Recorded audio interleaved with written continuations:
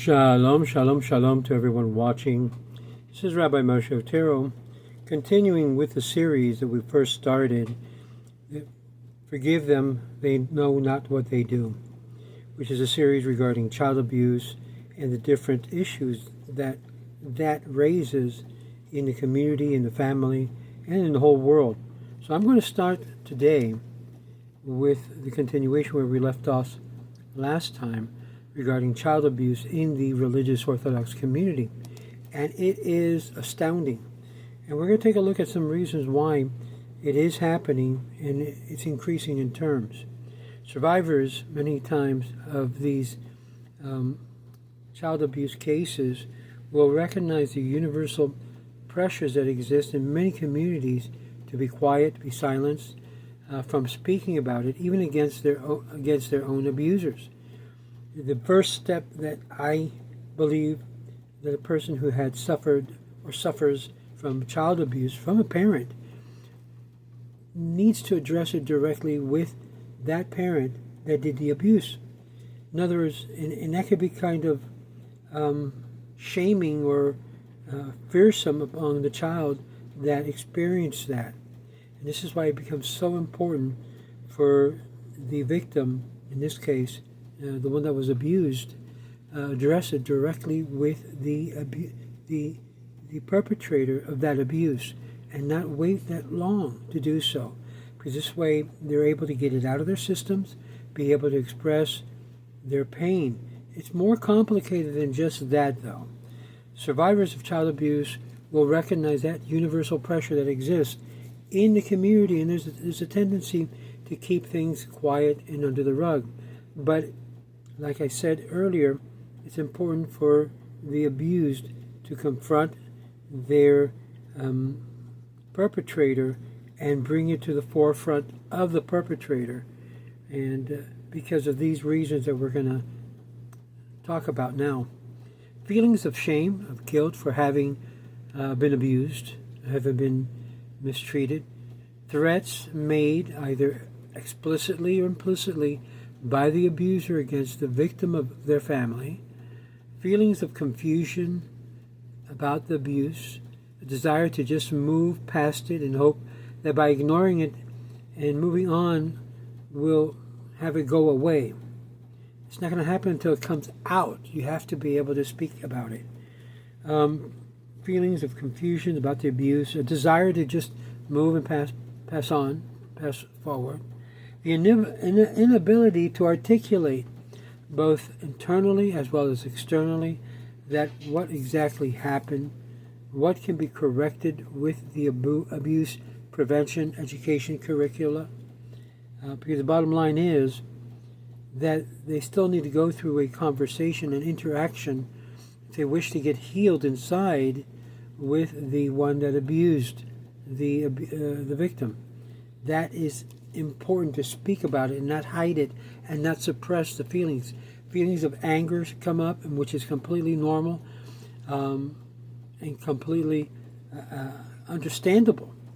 A general feeling that you're alone in your experience, that no one will ever understand you or what happened to you. Generally worry often on seeing other survivors experience, or perhaps seeing the perpetrator. It's completely understandable that you should fear, you should have a sense of uneasiness being around the one who perpetrated. It's fully understandable, and that you won't be believed and supported if you come forward, and might even be blamed for your own abuse. While all of those that exist, all of this exists also in the general population. It's not a new factor. Nevertheless, there are factors which exacerbate and complicate this issue in the Orthodox Jewish community in particular. One of those factors is prevalent within the Orthodox Jewish community is that it is forbidden to report a fellow Orthodox Jew to the authorities, and especially when it has to do with a child-parent relationship. According to Jewish law, you're not to take your parents to court. You're not to be able to, you might say, rattle on them. And we're going to take a look at that in that statement, what that implies. And this is referred to as Masira, and is often used to silence the survivor which would otherwise might come forward. Now, interesting enough, the Agudat Israel of America in 2011, one of the largest Orthodox organization, released a statement from their rabbinical board, which was comprised of 14 noteworthy and well-respected scholars of Jewish law, that one must consult a rabbi before reporting child sexual abuse to the authorities. There's some real sensitive issues when the other parent,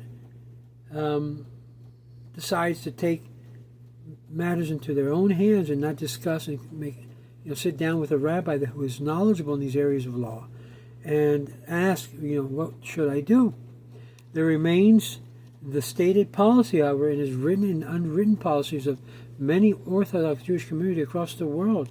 While there are many rabbis who disagree with that position, in other words, there's different opinions in regarding this, there are those who say, yes, it's allotted.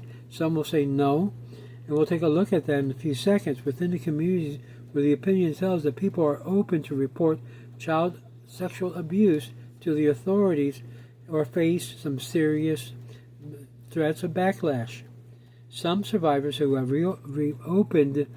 reported abuse to the authorities in these communities have been evicted from their homes, have lost their job, their children have been expelled from their schools, and have been completely ostracized from the communities and synagogues. Reporting sexual abuse in the Orthodox community can mean losing everything in the process, and not only the victim, but also the perpetrator.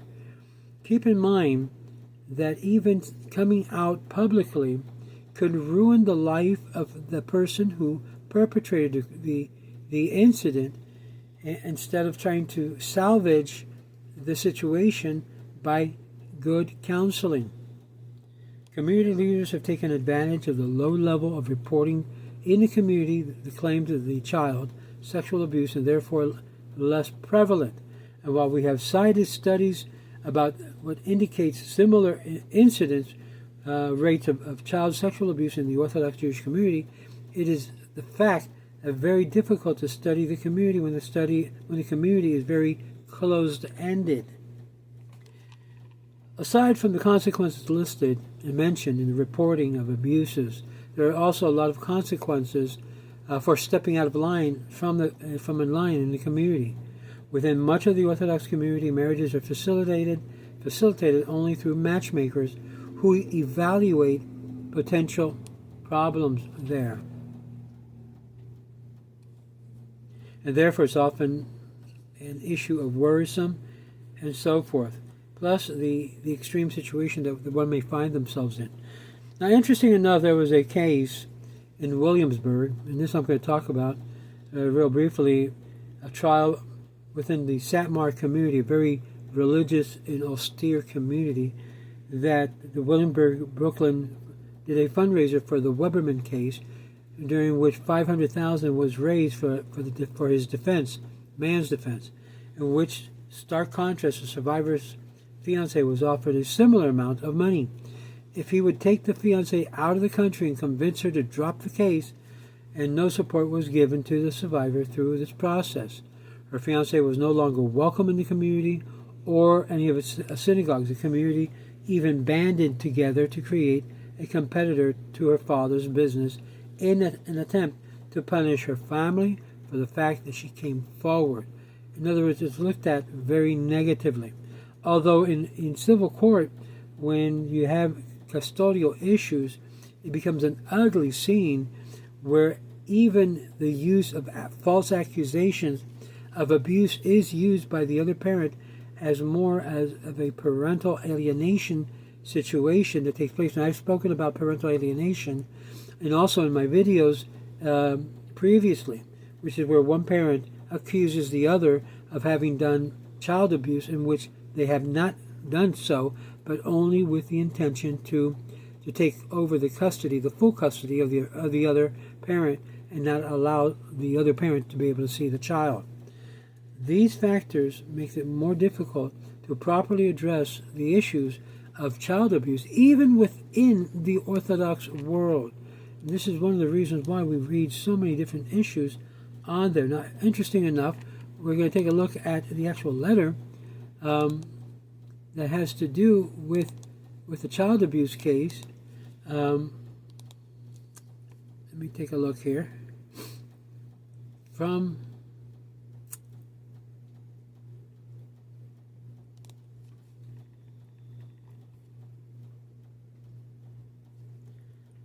of Masira. This is one of the reasons why a statement was released by the Agudat Israel statement on reporting suspicion of child abuse. Now please listen very closely, because this is basically the Orthodox standard of how they deal with accusations or even suggestion of child abuse. The Agudat of Israel has received several inquiries. This was a letter sent to the Agudat in 2011, and the rabbi there is Avi Shafran, has received several inquiries in the wake of misleading claims that has been recently made about our stance on reporting suspected child abuser to law enforcement authorities. Now this is talking about, you may say, ratting the person, fellow Jew, to the authorities, and we take the opportunity to clarify our position. As Torah Jews, we live our lives in accordance with halakha. The question of whether and under what circumstances one halakhically permitted or required to report to the authorities suspicion of child abuse, including sexual molestation, other sexual abuse, has attracted the attention of many number of generations' most prominent rabbinical authorities, and many of the responses have been collected in respect to Torah in the Torah Journal of Yeshurun, volume 15 and 22. As it's elaborated at a recent halakha conference sponsored by the Agudat Israel of America, these responses make it clear that when the standards have been met, it is not only permitted, but it's obligatory to report suspicion of abuse or molestation. Now, many of these standards, in most cases, are not even met, because these are high standards that need to be met.